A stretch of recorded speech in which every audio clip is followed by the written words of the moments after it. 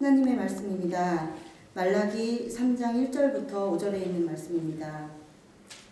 만군의 여호와가 이르노라. 보라, 내가 내 사자를 보내리니 그가 내 앞에서 길을 준비할 것이요 또 너희가 구하는 바 주가 갑자기 그의 성전에 임하시리니 곧 너희가 사모하는 바 언약의 사자가 임하실 것이라. 그가 임하시는 날에 누가 능히 당하며 그가 나타나는 날에 누가 능히 서리요. 그는 금을 연단하는 자의 불과 표백하는 자의 잿물과 같을 것이라. 그가 은을 연단하여 깨끗하게 하는 자 같이 앉아서 레위 자손을 깨끗하게 하되 은같이 그들을 연단하리니 그들이 공의로운 제물을 다 여호와께 바칠 것이라. 그날에 유다와 예루살렘의 봉헌물이 옛날과 고대와 같이 나 여호와께 기쁨이 되려니와 내가 심판하러 너희에게 임할 것이라. 점치는 자에게와 가늠하는 자에게와 거짓 맹세하는 자에게와 흥분의 사기에 대하여 억울하게 하며 과부와 고아를 압제하며 나그네를 억울하게 하며 나를 경외하지 아니하는 저들에게 속히 증언하리라. 만군의 여호와가 말하느니라. 아멘. 두 번째, 평화의 촛불을 켰습니다. 오늘 말씀에서 하나님의 정의를 묻는 백성들의 질문에 말라기 선지자가 제시하는 하나님의 응답 세 가지를 전하고 있습니다. 첫 번째입니다. 주의 사자가 길을 예비하실 것이라는 사실이 1절에 나와 있습니다. 본문 1절을 보면 세 종류의 비슷한 표현이 나타나고 있습니다. 내 사자를 보내리니, 주가 갑자기 그의 성전에 임하시리니, 또 언약의 사자가 임할 것이요. 이 세 문장에서 전하려고 하려는 것은 비슷합니다. 하나님은 누군가를 보내시겠다고 말씀하시는데 그 주인공이 내 사자, 주, 그리고 언약의 사자라고 말씀하십니다.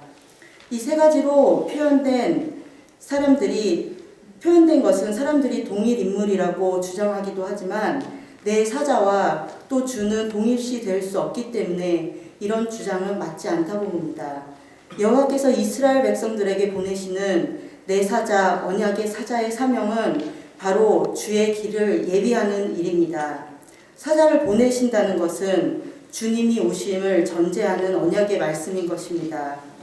여호와께서는 주님이 오시기 전에 그의 사자를 보내어 세상을 정화하는 일을 먼저 하실 것을 말씀하고 계십니다. 말라기 4장 5절에는 구체적으로 엘리야라는 이름으로 오게 될 나의 사자를 말씀하고 계시며 신약으로 와서는 예수님께서 마태복음 11장 4절에 이 사람이 세례 요한이라고 분명하게 가르쳐주고 계십니다. 하나님의 정의가 실현될 수 있는 방법은 하나님께서 이 땅에 오시는 일입니다. 그러나 하나님의 오심은 심각한 상황을 부르게 됩니다. 오늘 본문 2절에 누가 능히 당하며 누가 능히 서리요 라는 표현이 있는데 이것은 하나님의 오심이 이스라엘 백성에게 견디기 어려운 심판이 될 것임을 예고하고 있습니다. 결코 안심할 수 없는 일입니다. 그러므로 주님께서 오시기 전에 그의 사자가 나타나서 하나님의 오심을 준비하는 것입니다. 그러므로 이것은 자신의 죄를 깨닫고 또 자신의 삶을 돌이키게 하기 위함이라는 것입니다. 하나님께서 오시면 그의 백성들은 심판을 받게 되는데 그 심판에 이르기 전에 먼저 깨끗하게 정화되어야 함을 말씀하고 계시는 것입니다. 그 일을 주의 사자가 와서 한다는 바로 그 말씀입니다. 지금 이 시대를 말씀의 홍수 시대라고 말하기도 합니다. 엘리야나 세례 요한과 마찬가지로 재림의 주님이 오시기 전에 우리들의 죄를 깨닫고 또한 삶을 돌이키기 위함이라고 저는 생각됩니다. 오늘 촛불 예배를 통하여서 선포되어지는 말씀으로 우리의 마음을 깨끗하게 먼저 정화시키고 삶을 돌이키게 되는 귀한 말씀의 시간이 되시기를 주님의 이름으로 축복합니다. 두 번째 말씀입니다. 주께서 제사를 회복시키시겠다는 것입니다. 하나님은 악을 그대로 두시지 않는 분이십니다. 하나님께서 연단하시는 자의 불과 또 표백하는 자의 잿물처럼 또한 은을 연단하는 연금술사처럼 백성들을 깨끗하게 하실 것이라고 말씀하고 계십니다. 그러기 위해서는 먼저 예배의 정화를 말씀하시는데 제사의 회복을 위해 공의로운 제물을 드려야 한다고 3절에는 말씀하고 계십니다.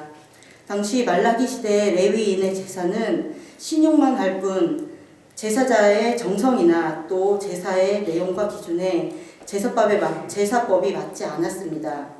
하나님께 예배하는 제사자의 마음이 불이했기 때문에 생긴 일들이었습니다. 그들은 형식적인 제사를 지내고 의무를 다했다고 생각했습니다. 제사의 타락은 곧 삶의 타락으로 이어졌습니다. 우리는 예배자의 모습으로 세상을 살아갑니다. 삶이 곧 예배의 연장입니다.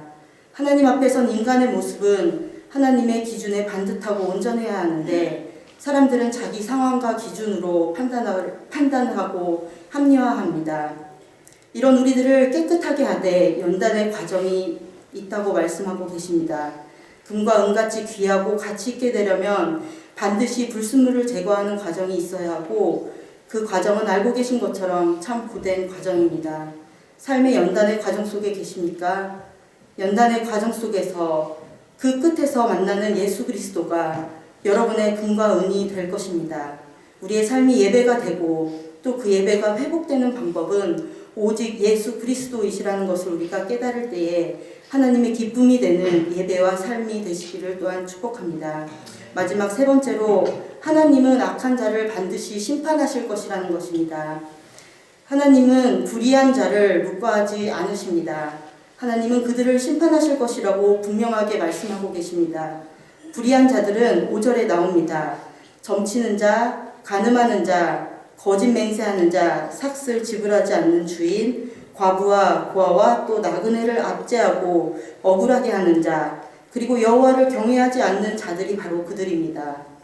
이런 죄악들이 말라기 시대에 널리 퍼진 것은 그들이 하나님을 경외하지 않았기 때문에 일어난 일들입니다.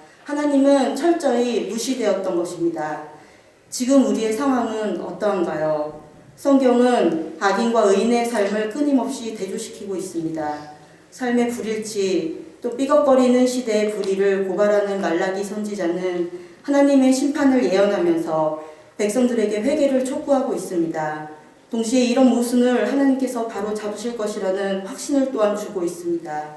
이것은 수천 년 전에 살았던 말라기 선지자의 처방이지만 또한 21세기를 사는 오늘날의 상황과도 크게 다르지 않다고 생각합니다. 지금도 사람들은 묻고 있습니다. 이 세상에서 의로운 사람이 형통하고 번영해야 하는데 왜 불의한 사람들이 힘과 번영이 주어지는 것인가? 우리는 신앙과 무관하게 경제와 힘의 분배가 양극화되는 것을 몸소 겪고 있을 때가 있습니다.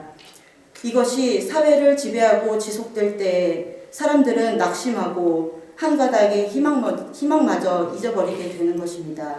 상대적 박탈감에 의롭고 바르게 살려고 노력하는 신앙인들을 또한 절망적으로 만들 때가 있습니다. 하나님의 섭리는 의인은 흥하고 악인은 망하는 것입니다. 무슨 이야기인가요? 사람들은 이 땅에서만 흥하고 망하는 문제만을 바라봅니다.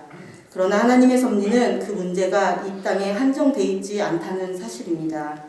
우리는 그 확실한 모델을 예수님의 부활 사건에서 찾을 수 있습니다. 예수님께서 십자가에 달리실 때 사람들은 모두 실패를 말했습니다. 예수님의 죽음으로 하나님의 나라는 물거품이 되어버렸습니다.